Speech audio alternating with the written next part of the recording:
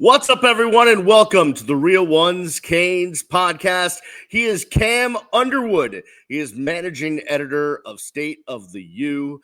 Go check out all their great work at stateoftheu.com. Follow Cam on the intercyber webs, a.k.a. X, a.k.a. Twitter, at Underwood Sports. I'm Brian the Beast London. You can follow me at Miami Radio Beast. Cam, I know we're a little late to this party. We actually did discuss it on last week's podcast when we talked about the verbal commitment of a guy that was the number one or number three recruit in the country, and Jackson Cantwell, the offensive lineman from Nixon, Missouri. Of course, he was dropped in the rankings, but that's neither here nor there. 247's rankings, not the composite, but still. Yeah, correct. And so we did discuss the reactions from other teams' fans to that verbal commitment. And no surprise, because we've been seeing this for a long time, that other teams who who I believe should have all the money in the world because they've won championships recently and are big college football powerhouses, they're complaining and upset that Miami has NIL money. By the way, for everything we know, I believe the NIL offers from all of Jackson Cantwell's finalists were in the same ballpark, and he really picked Miami because of relationships, and he liked the school and all the other things. But, Georgia fans are upset. They don't like us. We spend too much money on players, which is highly funny coming from an SEC school. Yeah, it's funny, and they just continue to talk about NIL as a placeholder, and it's to imply that Miami did things that are illegal and immoral in the pursuit of Jackson Cantwell and or insert player here, and that is the reason why they've chosen to go to Miami instead of Georgia or whatever team those people are fans of. Then you get people like David Pollack coming out, ESPN guy who played at Georgia and was an incredible player, and it's still a tragedy that he had a neck injury that cut his career short. But then you said, well, I would never spend that kind of money on an offensive lineman. Offensive tackle is one of the premier positions in the sport at every level, from Optimus to the NFL. What are we talking about, bro? You know what I mean? And the thing is, they're mad because they were in the store and we got the last one. You know what I mean? Man, I've been waiting on that Five Guys all day, Brian, and I'm going to go, and I have my money in my hand ready, and I'm going to get that double cheeseburger, and it's going to be incredible. You get up to the register and say, hey, guy in front of you got the last one. You can't have it. Bro, what? No, I'm upset now. I have my money. I'm here in the pursuit of this thing, and you're telling me that I cannot have it. That is how Georgia fans are acting in this way, and it is so ridiculous because NIL is a structure that is available to everyone. And I'm not going to sit here and say that Miami didn't pay players in the Bagman days. We did. Everybody did. It's just a thing that happened, but it's still just the focus on money is to deride the player and say that basically they're just a mercenary. They don't actually care about the game of football. They're not good at the game of football, and they don't love the game of football. They love the money. So it's done to impugn the character of these guys. And again, it is a subtle, well, not subtle, but it is an intentional way for them to signal that and imply that Miami and or whatever team got the player instead of y'all is derelict or is illegal in what they are doing. And I just don't agree with that. And to Georgia specifically, the number one quarterback in America, Jared Curtis, committed to y'all, decommitted from y'all, went through more recruiting process and then recommitted.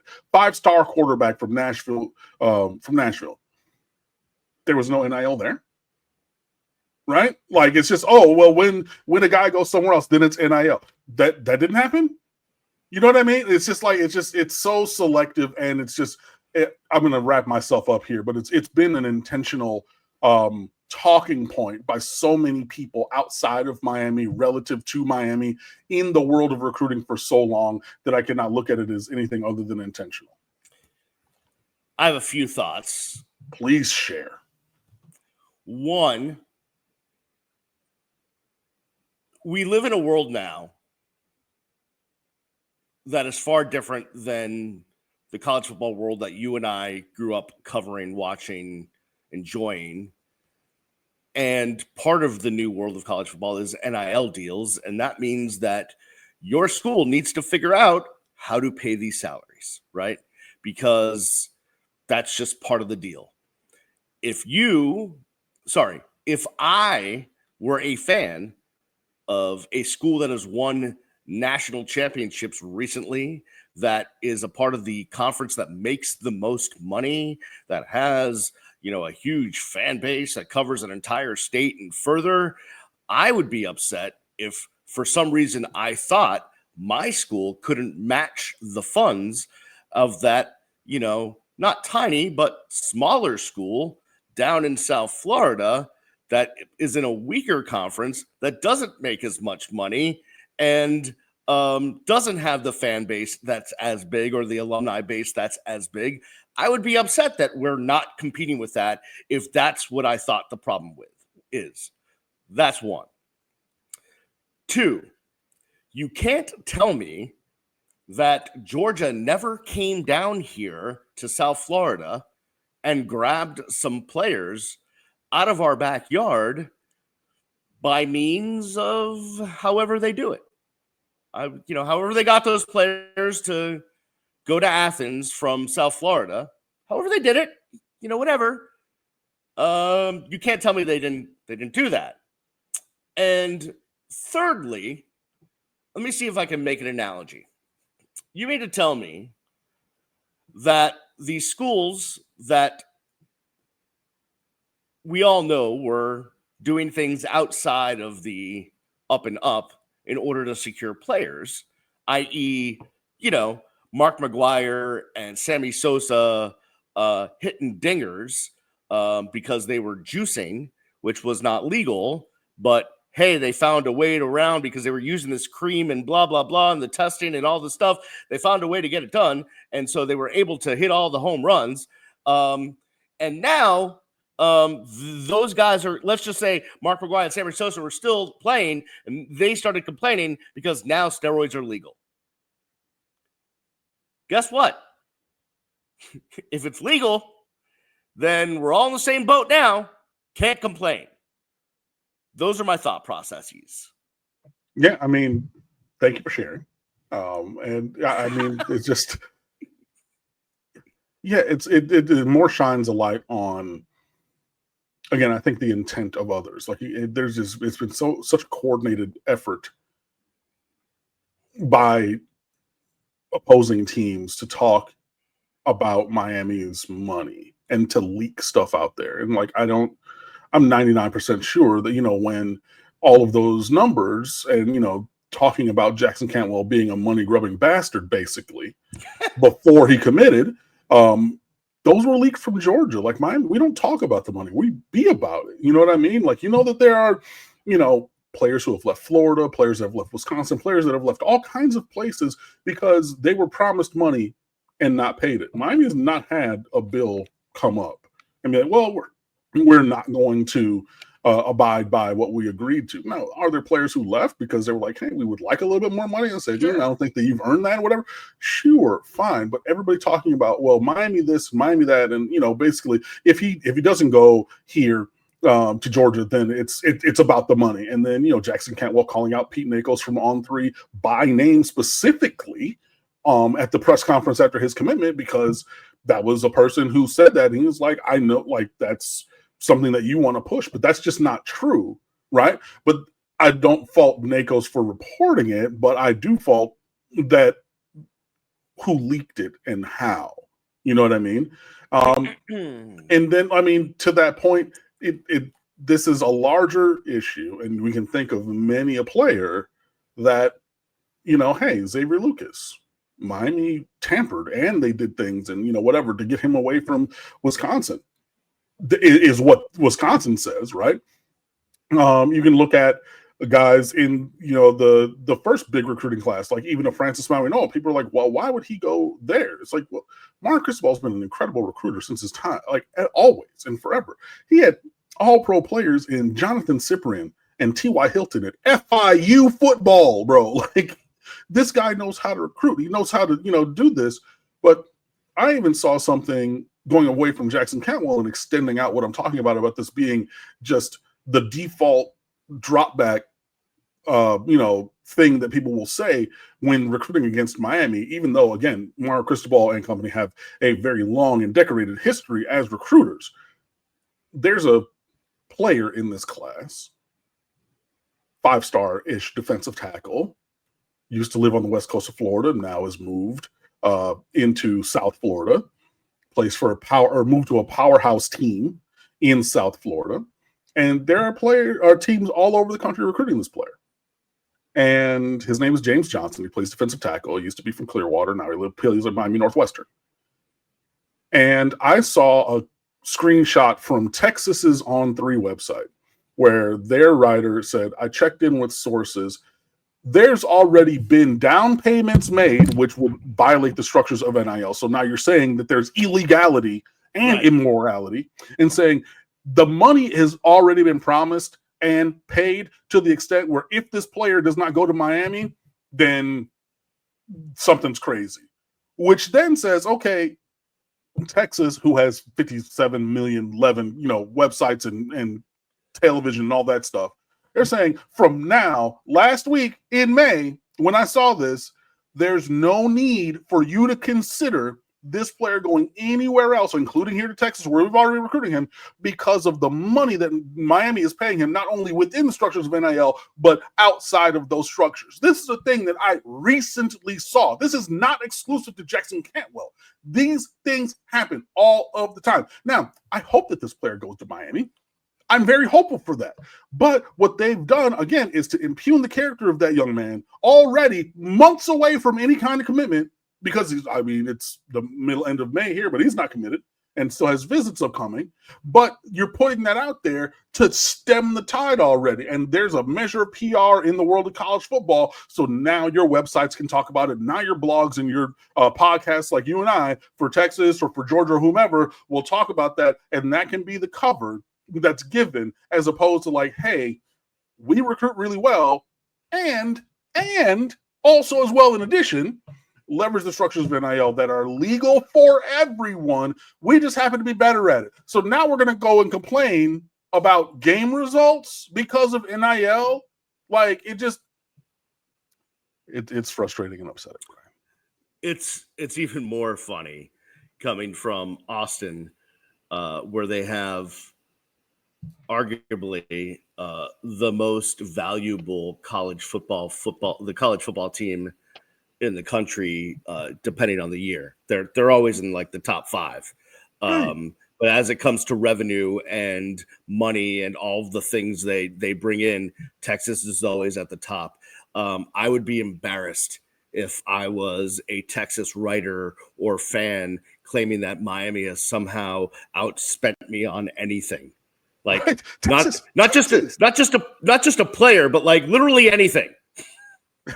I mean, yeah, look, my mom used to live in Texas. They say everything's bigger out in Texas, and they believe that. And like, but again, you're crying poor and, whatever, accosted and affronted and assaulted by Miami's recruiting pretty much ever because of a single player. Do we need to go down all of the players that we've tried to get from Texas who've gone to Texas?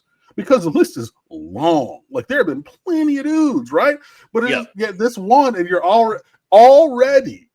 And it was funny because it was the week after Jackson Cantwell's commitment when I saw this article come up. So you cannot tell me that there's not intentional shelter of like, everybody's bad at Miami's NIL, or they're talking about it over here. We get David Pollack on the podcast, and he's a very visible national, pundit, and he went to Georgia. You got all these other people saying all this stuff. It would be real easy for Texas to slide in there and say the same thing and extend that coverage of whatever deficiency you have in recruiting, because again, These guys know how to recruit, and we had top classes with and without NIL. And honestly, if y'all want to go back to the Bagman days, and like, look, I know all of these things. We know these things. There have been articles, there's been books, there's been all kinds of things. Like, you know, when I worked at high schools, like I saw the stuff. I'm friends with the guy whose cousin was recruited to an SEC team, said he was thinking about decommitting, called that coach. That coach hung up, called somebody. They're sitting on the porch. My friend was there and told me this firsthand. And then 20 minutes later, a car pulls up and a guy comes up with a duffel bag full of gear and money from said school. Bro, we know that it happens. Y'all want to go back to that? Smooth. Hey, I'm good with it. But yeah, it's just like, it's just so crazy that like at every turn, this is the one thing that people talk about against Miami when everybody can do it. Spend the money, bro. It really just comes down to they, as these big state university flagship football programs, their ego cannot handle being beat out in a recruiting battle because a player might actually want to come to the University of Miami or might have a relationship with coaches at the University of Miami or whatever the deal is. They just can't handle it. Cam, let's move on. Mario Cristobal did an interview with Josh Pate from Pate State, from CBS Sports, and he kind of let his feelings slip a little bit about the issues with the defense last year. I want to read a quote, and I just want to get your thoughts. So Mario told Josh, he said, the problems were communication, alignment, and assignment. The simplicity of that makes you play fast. We went from playing fast and physical to being uncertain and losing a step and playing slow and looking confused. It was painful because that was a generational thing. Now, Mario never talked about Lance Guidry in specific terms, but he said, I maybe should have done blank for the coordinator, maybe brought him in another assistant or something like that, but he didn't. So, I mean, what he's saying is pretty much what we saw, right? Like we saw with our own eyes from the press box, a problem with communication, alignment, and assignment, right? Like we saw it with our own eyes, and there's the head coach telling you, yeah, we saw that too. That was the problem. Yeah, I mean, it's at least he spoke honestly and said what we saw and didn't try to blow smoke and be like, well, you know, people are wrong and they don't know anything. And it was actually a really great defense and blah, blah. Now, I thought it interesting when he said, you know, we did start the year the way that we wanted in terms of communicating, getting aligned, and knowing our assignments, and played fast and physical. And then I think back and I'm like, well, you had, you know, umpteen amount of time to prepare for Florida and that was incredible. Like the defense there. I mean, they gave up that late touchdown on the Lagway drive, but you're basically, you know, rotating in 2s and 3s at that point. But again, Florida offense did their thing. You basically had one missed tackle for the long touchdown run, and, you know, they got a field goal somewhere else in between. That's not bad. That's really damn good. 17 points? Absolutely. I'll take that. And then he's like, yeah. And he also threw something out, and I watched the entire interview that he did with Josh Pate, and in that statement or somewhere around there, he also, it was a point that I obviously I'm going to bring up now. He mentioned or said the phrase like, once they figured us out, or something along those lines on defense. And yeah, you could clearly see that at a point the defense was figured out. And then players were put in just such bad positions. I just remember the Cal game and Mish Powell. Mish Powell did the job schematically that he was asked to do. Right. But the way that the play was designed, him doing that thing, they had a rule breaker, and all of a sudden there's going to be a guy wide open. But yeah, I'm glad that Mario said it straight and said, hey, this is what it is. What you saw is true. I agree with y'all. And that's why we had to make a change. And yeah, maybe he could have micromanaged more. Maybe he could have got in another assistant or changed some things up or told him you need to do this. But I mean, in the world of big time college football, as a defensive coordinator, you need to be able to figure it out. And I talked, in glowing terms about Lance Guidry. There were times, when he had all of the answers. I remember back to that Clemson game in overtime, called a timeout before that last play, called a perfect play, to defeat Clemson when, they ran read option and Cade Klubnik kept the ball in 2023. That would have been, and several other times in key moments, calling a timeout, getting into the right thing, and doing that. But unfortunately, that was a few times far between.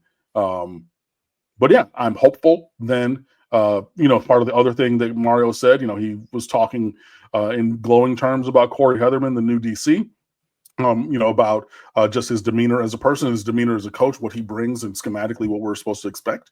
And I'm also excited about that, but more excited that Mario was like, yes, it broke down last year. It was real bad. Y'all were right. Yeah, agree with everything you said, and it's refreshing to hear a coach admit when there's an issue, and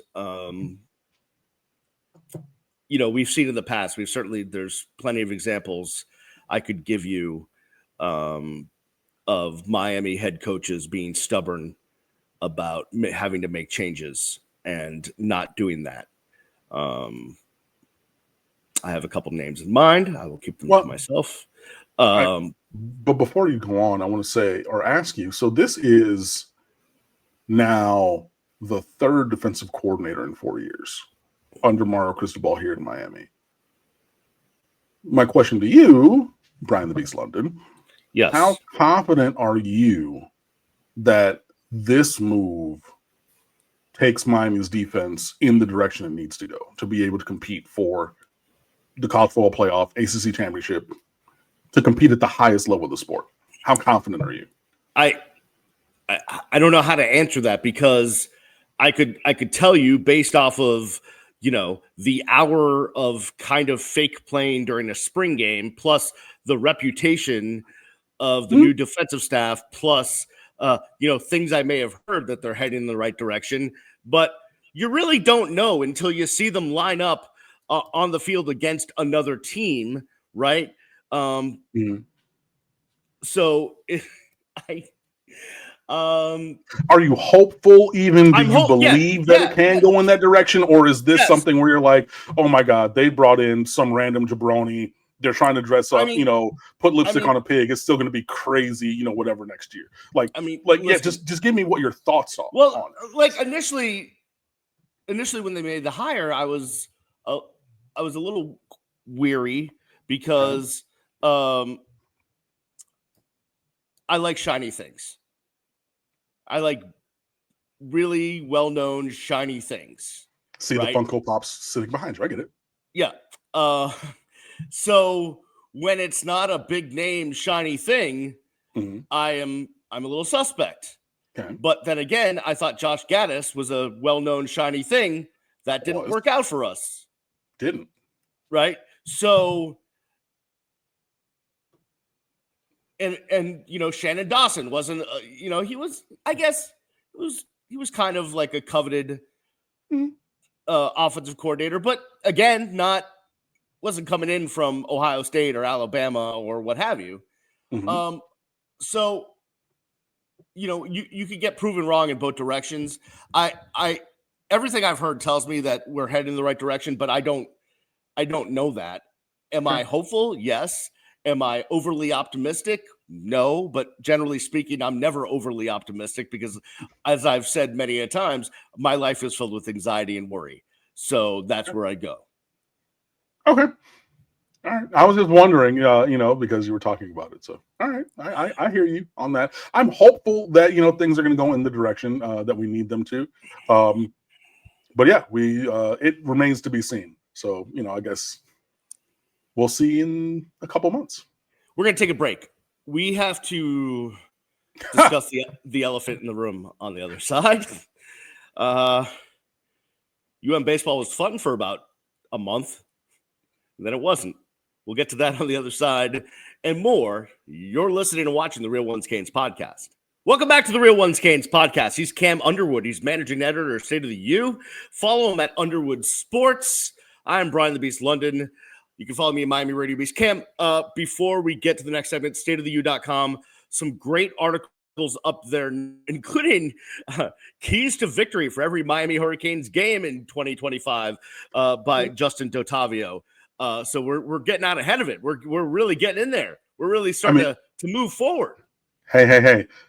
Give it credit. It's the Canyonero keys to victory. Yeah. I don't know why that little running gag that we've been doing for however long from The Simpsons on the website, it just always makes me giggle. Like, there's just certain things. I don't know. It just takes me back to middle school or whatever. But so we have those up and plenty more. So yeah, please come on over and fan with us over at stateoftheu.com. And we will have plenty more as we head into the summer going towards the season opener and beyond.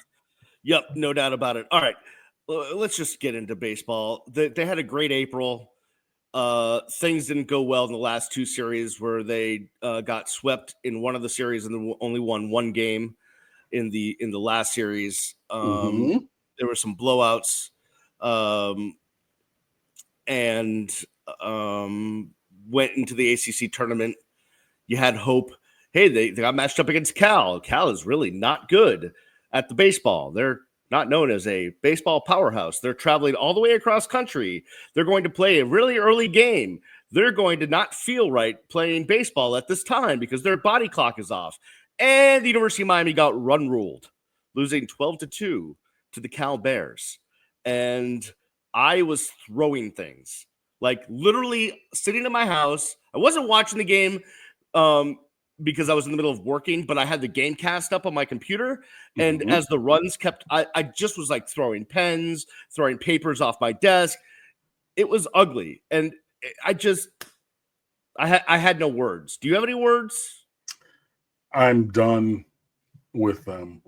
To have Cal, who's objectively terrible, right? Coming over, ACC tournament is played in Charlotte at Durham Bulls AAA Park, playing at 10 a.m. on a Tuesday. So body clock 7 a.m. West Coast time, and to get your doors blown off. And the last game of the previous series, again, the weekend series against Notre Dame, it didn't get run ruled, but you gave up a bunch of runs then. The first game of the weekend, same thing. And then, just coming off of these things. This just reminds me so much, and this is a bad comparison for JD Arteaga, but this just reminds me of the Manny Diaz tenure with the football team. And I'm just done. And this loss, which, knocks Miami out of the ACC tournament clearly. I mean, they just got absolutely obliterated. This is the Michigan State game from Manny Diaz's last year here, when Miami was up going into the fourth quarter, ended up losing by 3 touchdowns. And after that game, famously, Mel Tucker, then Michigan State's coach, in his post-game presser said, "They're weak, they're soft, they're not built like us. Our intent was to drag them into the middle of the ocean and make them drown. And we did that because we're built like that and they're not." And in that moment in the press box, I told y'all, Brandon and Brian, and everybody, I said, today, right here, now, done. We can win other games. We can do. I'm done. This loss to Cal in the tournament in this way, done. Absolutely done. I know we're probably still going to make the tournament. I don't believe that we should, but probably will make the 64-team baseball tournament. Might win a game, might even mess around and put all of our talent together and win a regional and make supers, because Miami has the talent. No, wait. Let me land. Because the talent on the roster is there to do such things. Even if that were to be the case, I, Cameron James Underwood, am done with JD Arteaga and this coaching staff at the University of Miami here forevermore. So no matter what happens, even if they do something crazy and then say, "Oh, well, yeah, see, I knew it when I said it previously, and I should have stood on business, and I didn't, and that's my fault, not yours or anybody else's." But no, I'm returning to where I was earlier in this season. I'm done with this entire organization, with the staff for the baseball team. Done. They are right now projected to be a 3 seed in the NCAA tournament. again, going to Austin, which going back to our last segment would be hilarious, because they'll be able to get whatever revenge they want. At this point, I'm like, just dig the knife in as deep as possible. Well, like send them to LSU to go to New Alex Box Stadium and bring in Warren Morris for the first pitch as the 4 seed in that regional. And so drop Miami to the 4 seed, send them to LSU, bring back Warren Morris from goddamn 96 College World Series, right? When you get that walk off, I hate it. I was watching it live and I fell off. I fell on the floor in my living room crying on the ground because of stupid Warren Morris. Like you were throwing things during this last, I was throwing things in my house in Detroit then because but I'm saying like inflict as much emotional and sports damage as possible at this point. Like don't send him to Austin, send him to LSU, send him to New Alex Box, bring back him and make sure that Paul Skeens can be there also, and just have, Livy Dunn and the LSU, just bring everybody over there and just light this entire thing on fire. Like it is already, kindling that has been dumped with kerosene. Just light the fire and watch it burn. Yeah, here's my thought process. One. The month of April, which was like surprising, and it's like, okay, they're getting it together at the right time and blah, blah, blah. That was the outlier. Like that was not what this team really is. We're not talking about talent. I'm just talking performance, right? Mm-hmm. We know the team is way more talented than their record has shown, but performance, right? April was the outlier. 2, and Mike Ryan from the Lebitard show on his like private sub Twitter situation, I don't know, which I pay like a couple bucks a month to get. He said, he believes JD is coming back. And my response was, what you must do eventually, you should do immediately, because it's basically been the same bloodline in this baseball program since 1994 or 94. The Wizard, Ron Frazier was done in 92. Brad Kelly had a terrible year in 93. Jim Morris came in 94, and it's been Jim Morris, right? Then Gino, and now JD. It's been the same bloodline for 31 years. It's time to go in a different direction. It's time to have a new bloodline. It's time to sure, we love our past. We love where we've been. We love all the things we've done as a baseball program with the national championships, but it's time to get some new blood in there. It's just, listen, you're never going and you have said it on this show for months that your first love was UM baseball. So you know this more than anyone else, that really when you talk UM baseball, the basement of UM baseball should be like super regional. That should be like the worst you could possibly do. And really, you should be going to Omaha almost every year, because that's what it was for the better part of 30 plus years, right? Was going to Omaha every year. And if you didn't, okay, you got beat in a super regional, or before the super regional came into format, you lost in a 6-team regional in the final or something like that. But you were really damn good. This is not UM baseball. Unfortunately, this is the state of affairs. And is it the state of the U?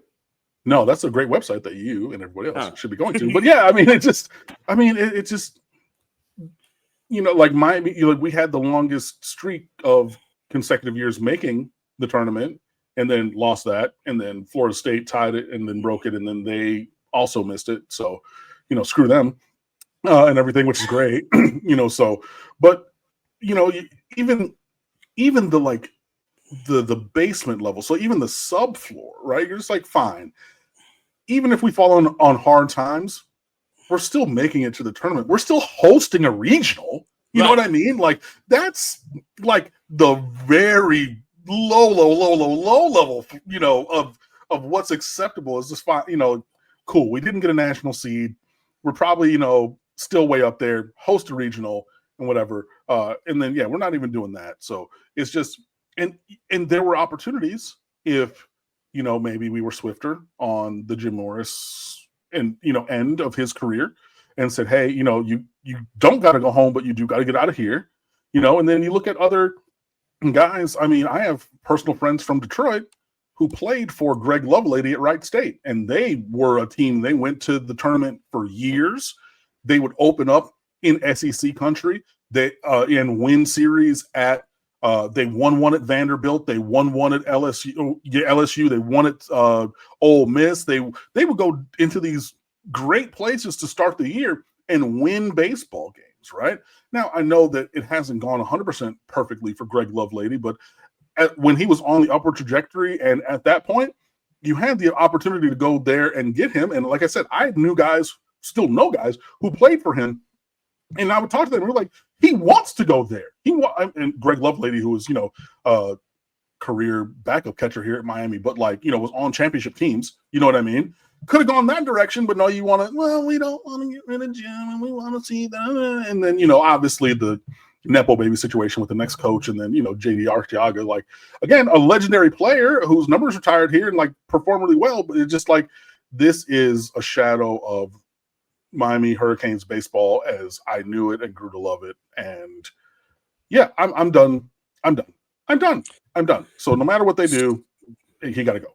Well, and here's the thing is, right, these are all Dan Radakovich hires now. Right, this is JD Arteaga is a Dan Radakovich hire. Mario is a Dan Radakovich hire. Jay Lucas, Dan Radakovich hire. Trisha Cullop, Dan Radakovich hire. So he's on the clock. He came in with all the accolades in the world as a great athletic director, having been at some amazing places like Georgia Tech and Clemson, where he did some great things. But I'll say it: the knock, if you will, not the knock. I shouldn't say that. Strike that, if you will, to the court reporter. Strike that. His reputation coming in was great at getting facilities built, great at making the athletic department bigger and better with all sorts of bells and whistles. So on the personnel situation, and so we'll see how that works out. But this is Dan Radakovich's time to make these decisions. You can listen, if you keep JD Arteaga around for another year, maybe you strike lightning and, maybe somehow something amazing happens. I don't foresee that. And you're only just pushing off what must be done another year. I agree. All right. Before we get out of here, so we were about to jump on, and then Cam's like, hey, did you see the story about the seeding for the college football playoffs? They're gonna seed it now. The four top teams are going to be seeded 1, 2, 3, 4, regardless of conference. And I said, oh yeah, this is the Notre Dame rule. So because they're not in a conference and they want to be up there, and Cam just started snickering and wants to fight me now. So what's your issue? I don't want to fight you. I just you do. You want to come into my living room? I don't. Knock me over. I don't. If I wanted to, I would. But yeah, I think that Notre Dame is among the biggest winners from this rule change, right? Because there was no path for them to have a first round bye previously. So that I will give you. Okay. I will. So I'm not going to say that it's nothing. But I'm also not going to say it's the Notre Dame rule, like Miami earned the celebration rule for the 1991 Cotton Bowl, like that. Okay.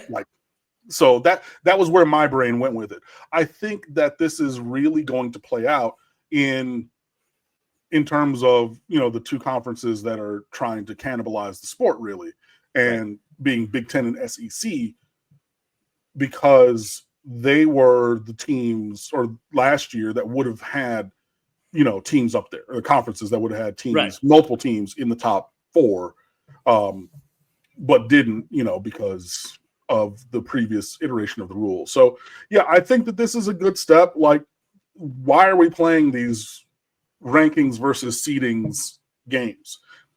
You know, it was fun for a year, I guess.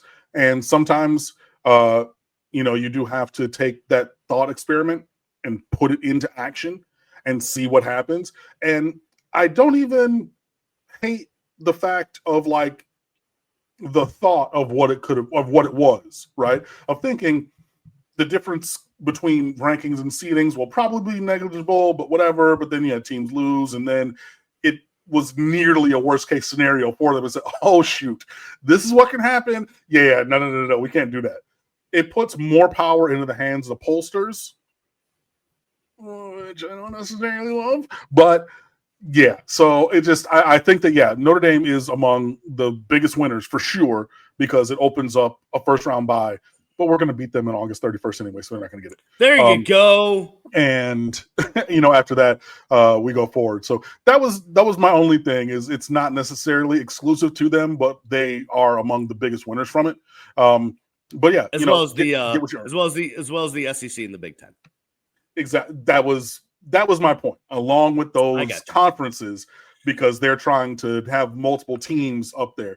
That was my only thought. That was my only pushback. You know, we ain't got to fight, you know, or anything, but we can if you want to. No, I'm good. I'm a lover, not a fighter, so I'm good. I'm trying to cut back on that. Cam, it's always a pleasure, my friend. I'm sure we'll have plenty to discuss next week. What did I miss? You didn't miss anything. Our wonderful listeners were going to, and yes, I'm going to shine the spotlight on you. Oh, no. And I'm going to say, oh, no. Happy birthday, Brian the Beast London. This is why we're recording on Thursday, because Friday is my good friend's birthday. He was unavailable to record. He was going to be, and buried the lead. He's like, well, can we record this? I was like, well, actually, I'm doing some stuff. Like, let's go Friday. He's like, well, so here's the thing. And I'm like, yo, like, you know, come on. Like, don't bury the lead. Like, celebrate yourself. I saw on the text message that you sent me that there are events planned and everything. I hope that you enjoy all of them. You know, the scavenger hunt and the trip to the water park. You know, all of those things and more, man. Like, you know, I appreciate you. I know that our listeners and viewers do too. And yes, I know I'm making you uncomfortable by giving you your flowers in public. I don't care.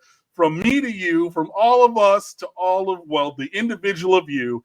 Happy freaking birthday, Brian the Beast London. Thank you very much, Cam. I'm upset because it's once again another year where I don't get to go to Wally World for my birthday, and you have to be really old to get that reference. On that note, we will see you next time right here on the Real Ones Canes podcast. Peace.